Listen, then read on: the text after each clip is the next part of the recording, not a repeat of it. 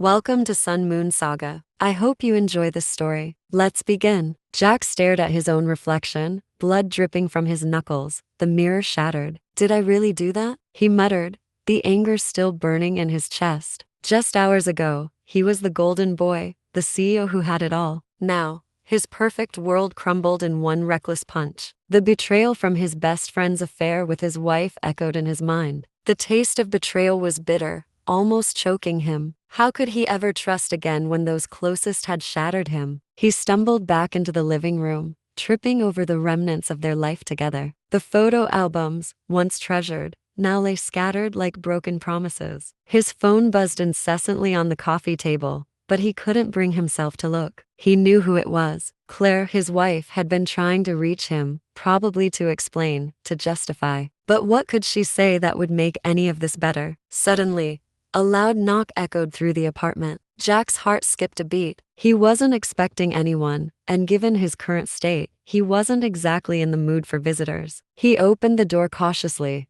only to find Detective Harris standing there, his face as grim as a funeral. "Jack, we need to talk," the detective said, his voice low. "It's about Tom." Tom was Jack's best friend, or at least he had been until Jack discovered the affair. "What about him?" Jack spat, his anger flaring up again. "Come to gloat about how he wrecked my life." Detective Harris stepped inside, his eyes scanning the chaos. "Tom's dead, Jack. We found his body this morning, and it wasn't pretty. We need to ask you some questions." The room spun around Jack. "Dead? Tom?" The anger drained from him, replaced by a cold, creeping fear. Had he done something in his rage that he couldn't remember? He tried to recall the events of the night, but everything was a blur. Before Jack could process this bombshell, Claire burst through the door, her face pale and tear-streaked. "Jack, I know you're angry, but you have to believe me. I didn't want any of this. Tom was blackmailing me," she sobbed. "He found out about some things from our past and threatened to ruin us if I didn't go along with it." Jack stared at her,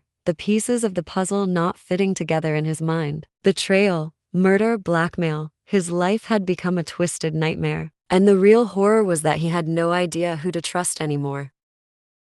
Jack could hardly breathe, the room feeling like it was closing in on him. "Blackmail? What are you talking about, Claire?" His voice was barely above a whisper. Detective Harris watched them both carefully, taking mental notes of every reaction. Claire took a deep breath, trying to steady herself. "Years ago, before you and I even met, I was involved in something illegal. Tom found out about it and threatened to go public if I didn't comply with his demands. I thought I could handle it, but it spiraled out of control." Jack's mind was racing. This new information about Claire's past was like a sucker punch to the gut. "What was it, Claire? What did you do?" His eyes bore into hers, searching for any sign of the woman he thought he knew. "I was involved in an underground investment scheme," Claire admitted, her voice trembling. "We manipulated stock prices and made millions off insider information. I was young and greedy, and I got out before things went south. But Tom found out somehow. He wanted money,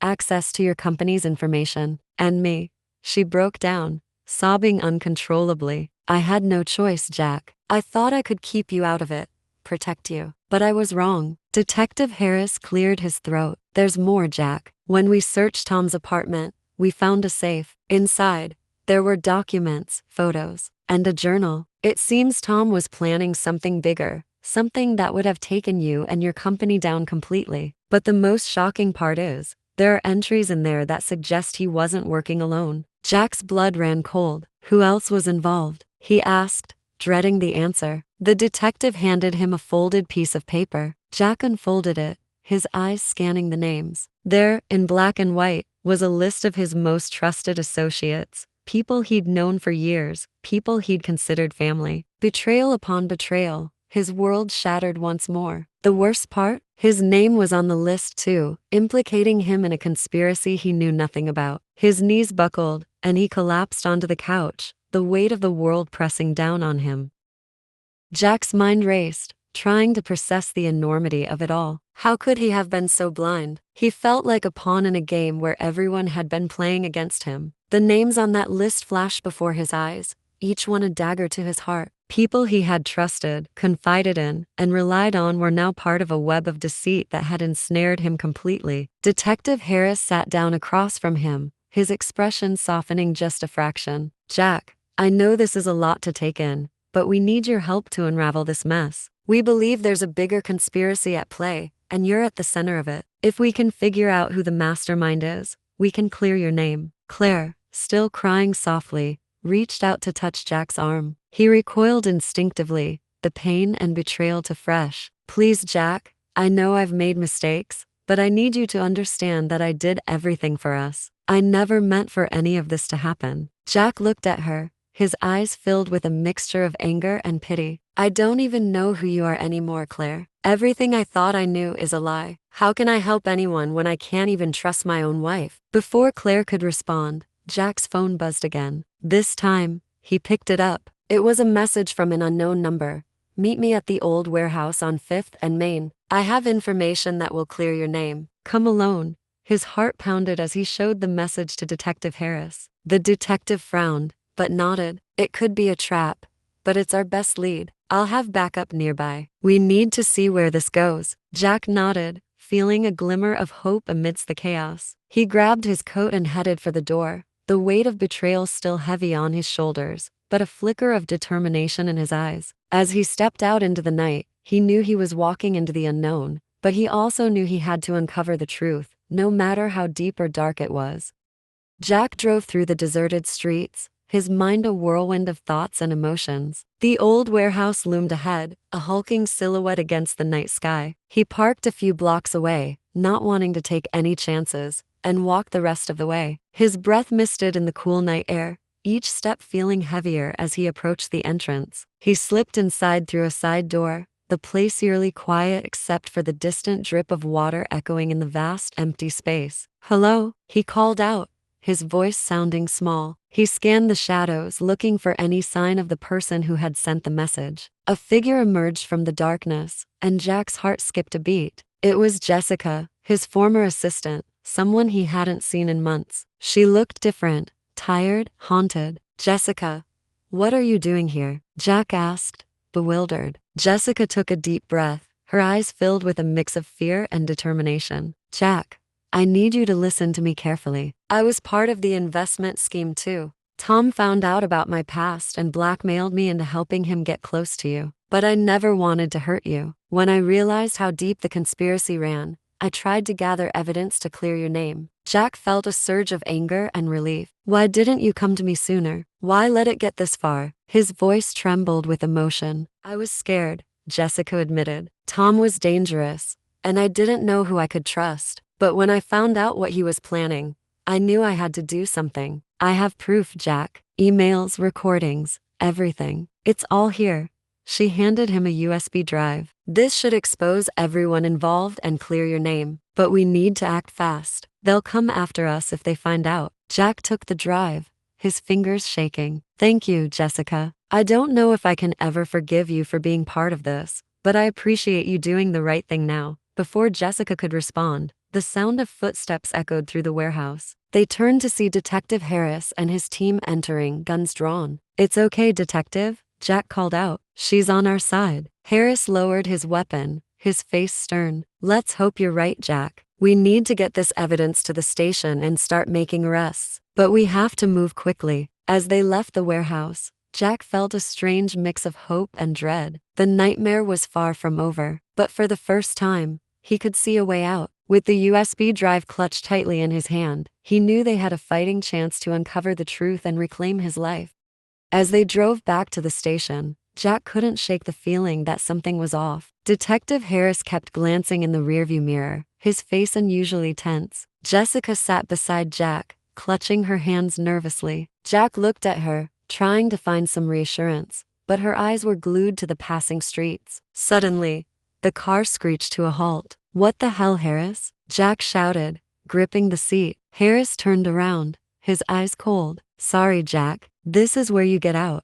Jack's heart sank. Harris had been part of it all along. The betrayal cut deeper than any knife. You've got to be kidding me, Jack whispered, a mix of anger and disbelief washing over him. Two men appeared from the shadows, dragging Jack and Jessica out of the car. You think you can expose us? Harris sneered. You're in way over your head. Jack struggled, but the men were too strong. They were taken to a secluded warehouse, different from the first, and thrown into a dimly lit room. The door slammed shut behind them, and the darkness felt suffocating. Jessica, are you okay? Jack asked, his voice shaky. She nodded, tears streaming down her face. I'm so sorry, Jack. I thought Harris was clean. I never expected this. Jack took a deep breath, trying to steady his nerves. We'll figure something out. We have to. He reached into his pocket, feeling the USB drive still there. At least they had that. Before they could formulate a plan, the door creaked open again. A tall figure stepped in, and Jack's blood ran cold. It was Claire. She looked different, her face hard and devoid of the vulnerability she'd shown earlier. Claire?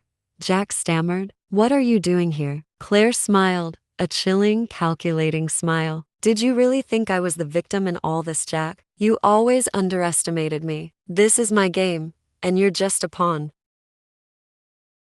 Jack's heart pounded in his chest, the shock of Claire's betrayal almost paralyzing him. Claire, what do you mean? Why are you doing this? He could barely get the words out, his mind reeling from the revelation. Claire stepped closer, her eyes cold and unfeeling. You never saw it, did you, Jack? All those years, you were so focused on your success, your perfect life. You didn't notice me, didn't see what I was capable of. I built this empire with you, but you never gave me the credit. So, I decided to take it all for myself. Jessica gasped, finally understanding the depth of Claire's deception. You set us all up, didn't you? Tom, Harris, even me. You used us to get to Jack, to destroy him. Claire nodded, a satisfied smile on her face. Tom was easy to manipulate, and Harris, well, everyone has a price. As for you, Jessica, you were just a loose end that needed tying up. Take them to the basement, Claire ordered. Make sure they can't interfere any further.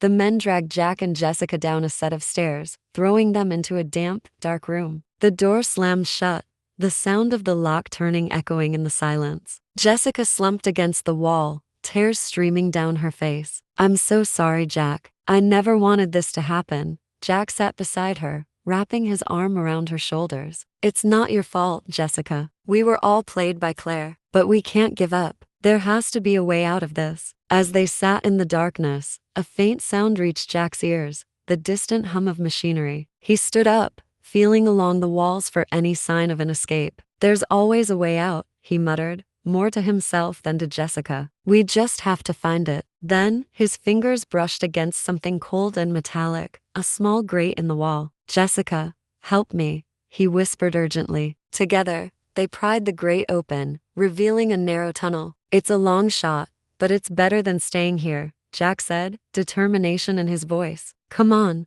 we have to move fast. Crawling through the tunnel, Jack's mind raced. Claire had underestimated him once, but he wouldn't let her win. He was going to expose her, clear his name, and take back his life. As they emerged into the night, Jack took a deep breath, feeling a spark of hope. The fight wasn't over yet.